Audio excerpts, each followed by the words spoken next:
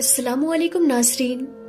प्यारे नाज़रीन, आज की इस वीडियो में हम बात करने वाले हैं ऐसे 9 लोगों के बारे में जो अगर रमज़ान के महीने में रोज़े ना रखे तो उनको कोई गुनाह नहीं होगा।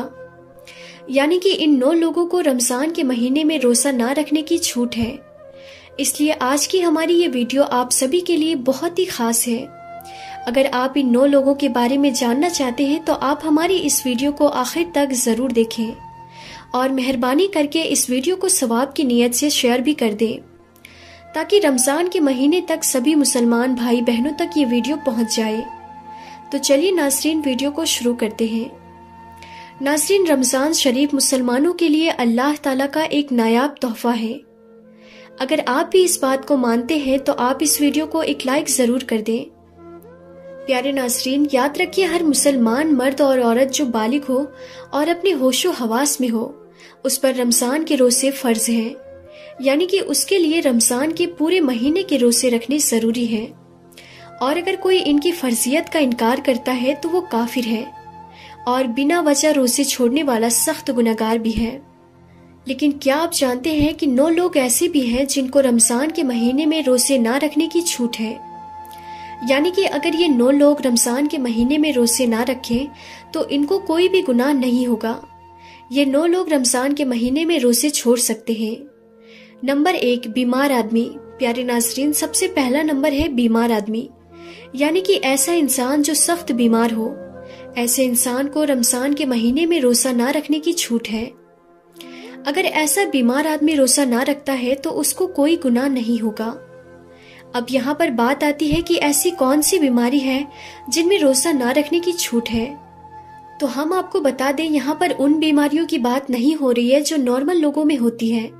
जैसे कि अगर किसी के घुटने में दर्द हो गया, सर में दर्द हो गया या फिर किसी को सर्दी जुकाम हो गया और उसने रोज़ा छोड़ दिया, ऐसा करना बिल्कुल भी जायज़ नहीं है। ऐसे लोगों को रोज़ा रखना बिल्कुल ज़रूरी है। यहाँ पर बीमारी से मुराद उन बीमारियों से है जिनमें इंसान की जान जाने का खतरा होता है। अब आप ये सोचेंगे कि हमें इस बात का कैसे पता चलेगा कि कौन सी बीमारी में जान जाने का खतरा होता है।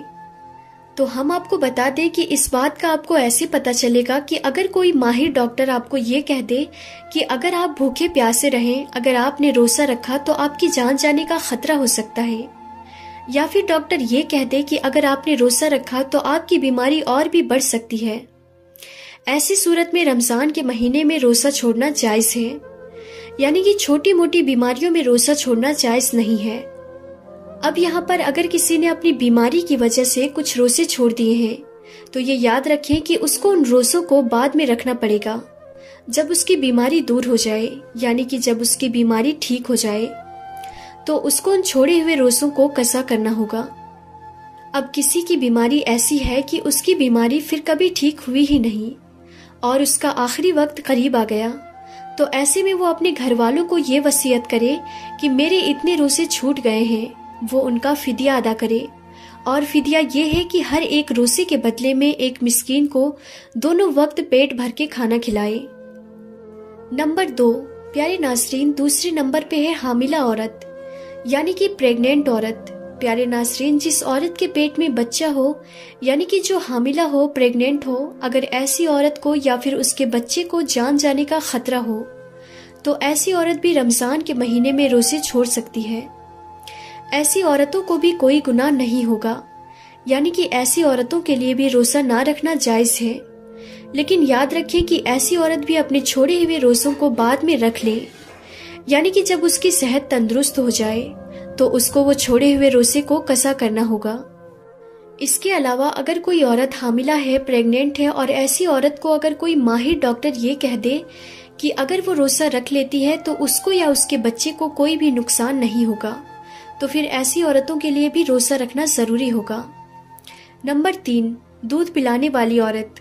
प्यारे नाज़रीन, हम आपको बता दें कि ये दूध पिलाने वाली औरतें पहले जो हुआ करती थी तो वो किसी के बच्चे को पैसों के लिए अपने साथ में ले जाती थी और 2 से 2.5 साल तक दूसरे के बच्चों को अपना दूध पिलाती थी।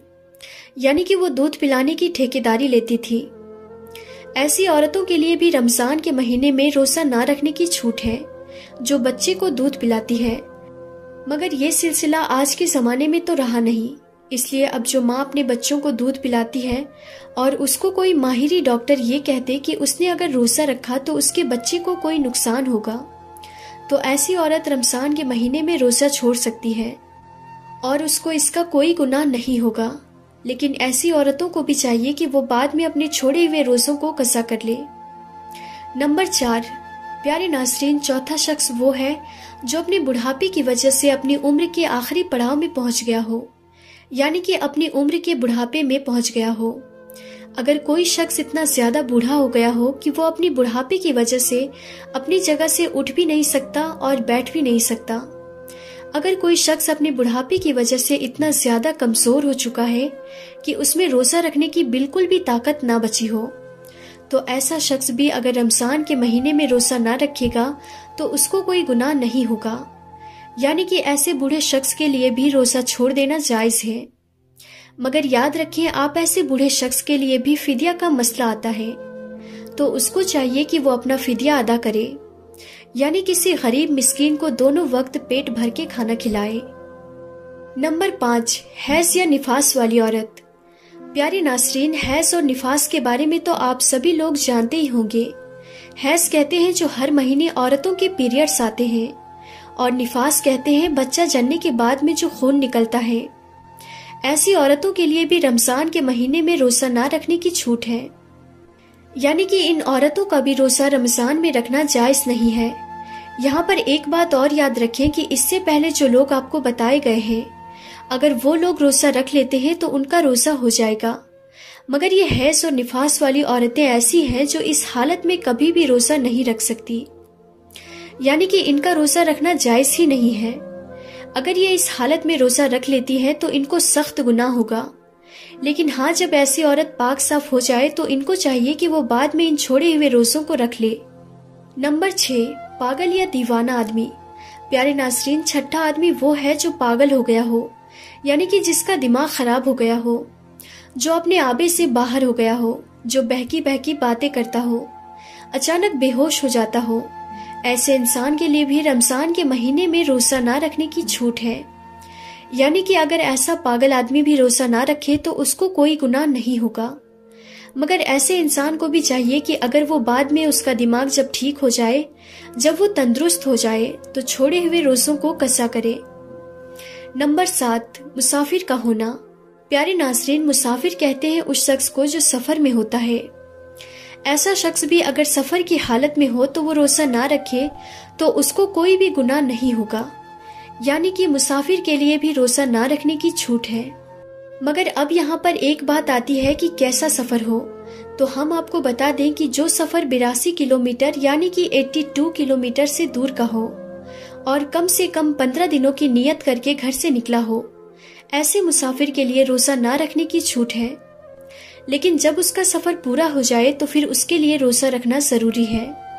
यहाँ पर एक बात और याद रखें कि अगर कोई शख्स सफर की हालत में है, अगर वो ये कह दे मैं तो रोजा रखूंगा, मेरा सफर तो आराम का है, तो याद रखिए ऐसा इंसान भी सफर की हालत में रोजा रख सकता है, उसका रोजा हो जाएगा।